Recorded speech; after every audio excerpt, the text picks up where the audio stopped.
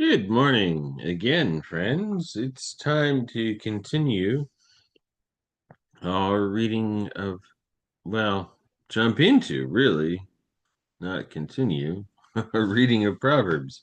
We did a short introduction yesterday.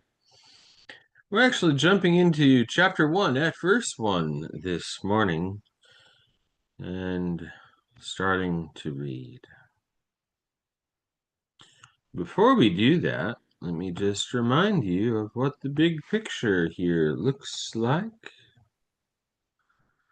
The first 9 chapters are a section unto themselves, an introduction to the Proverbs, 10 speeches from a father to a son, and 4 poems of Lady Wisdom, and these kind of are interwoven together. So,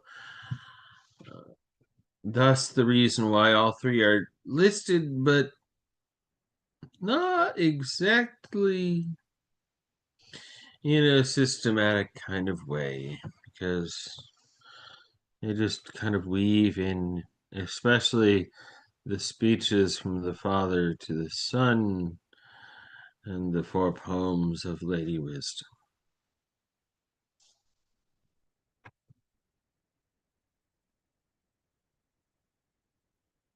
So that's the big picture, friends. We are jumping in at verse 1 of chapter 1.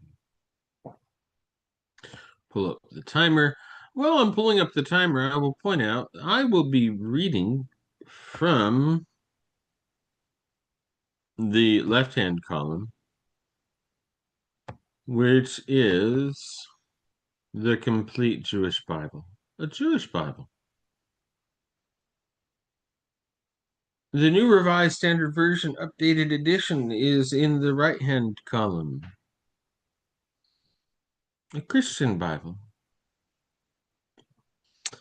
And I may use it for other comparisons, but primarily the Christian text, Christian biblical text, I will use to remind us of things that don't sound familiar.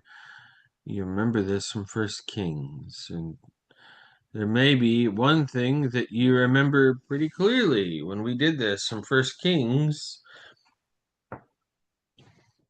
Solomon in the Jewish Bible is Shlomo.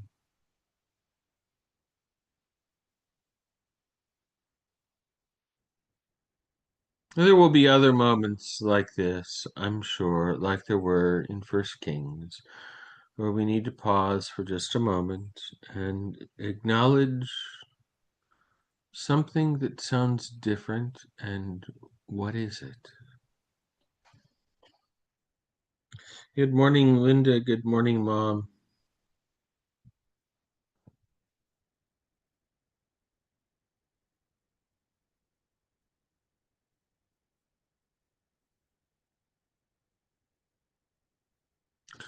Let's read.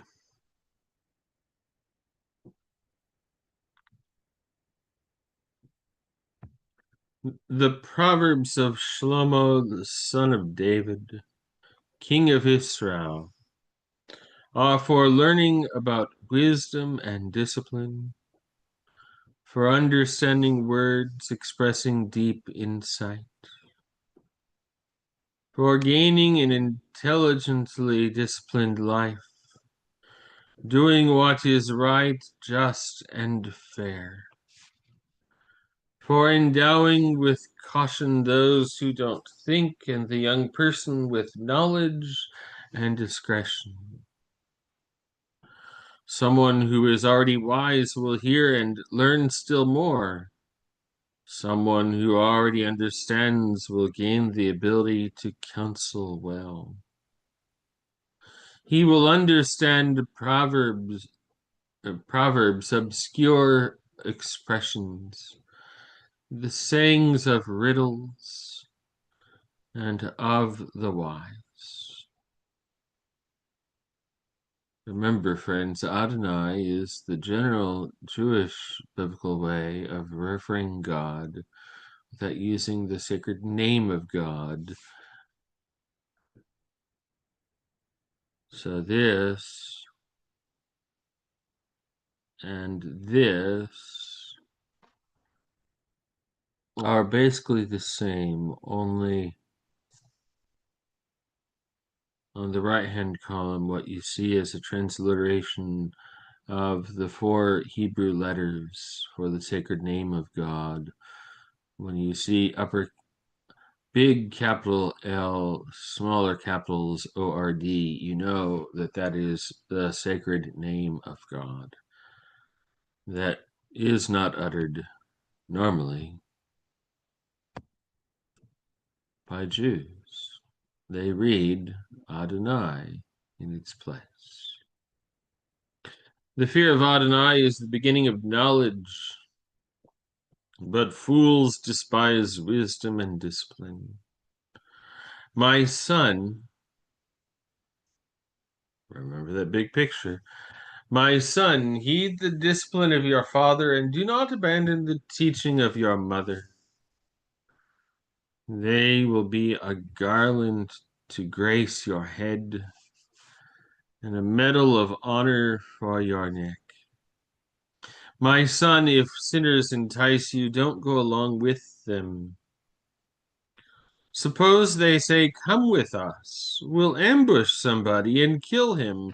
We'll waylay some harmless soul just for fun. We'll swallow him alive like Sheol, whole, like those who descend to the pit. We'll find everything he has of value. We'll fill our homes with loot. Throw in your lot with us. We'll share a common purse. My son, don't go along with them. Don't set foot on their path. Their feet run to evil. They rush to shed blood. For in vain is the net baited, if any bird can see it. Rather, they are ambushing themselves to shed their own blood, waylaying themselves. So are the ways of all greedy for gain. It takes the lives of those who get it. Wisdom calls aloud in the open air and raises her voice in the public squares.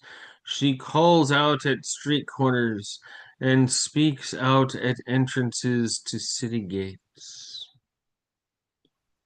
How long will you whose lives have no purpose? How long will you love thoughtless living? How long will scorners find pleasure in mocking? How long will fools hate knowledge? Repent when I reprove. I will pour out my spirit to you. I will make my words known to you, because you refused when I called, and no one paid attention when I put out my hand. But instead you neglected my counsel and would not accept my reproof. I, in turn, will laugh at your distress and mock when terror comes over you. Yes, when terror overtakes you like a storm and your disaster approaches like a whirlwind. When distress and trouble assail you, then they will call me, but I won't answer. They will seek me earnestly, but they won't find me. Because they hated knowledge and did not choose the fear of Adonai, they refused my counsel and despised my reproof. So they will bear the consequences of their own way and be filled with their own scheme, be overfilled with their own schemes. For the aimless wandering of the thoughtless will kill them, and the smug confidence of fools will destroy them. But those who pay attention to me will live securely, untroubled by fear of misfortune. My son, if you will receive my words and store my commands inside you, paying attention to wisdom, inclining your mind toward understanding.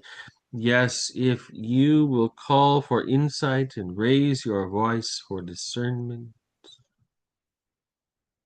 if you seek it as you would silver and search for it as for hidden treasure, then you will understand the fear of Adonai and find knowledge of God. For Adonai gives wisdom, from his mouth comes knowledge and understanding. He stores up common sense for the upright. He is a shield to those whose conduct is blameless, in order to guard the courses of justice and preserve the way of those faithful to him. Then you will understand righteousness, justice, fairness, and every good path. For wisdom will enter your heart, knowledge will be enjoyable for you. Discretion will watch over you, and discernment will guard you.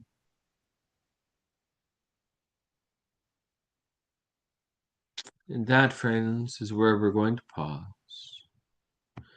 And next time that we pick up Proverbs, we will resume at chapter 2, verse 12.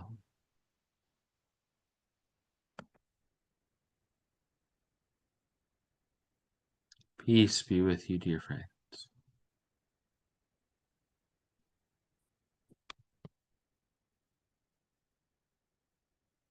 I didn't do this earlier, but I'll do this for now.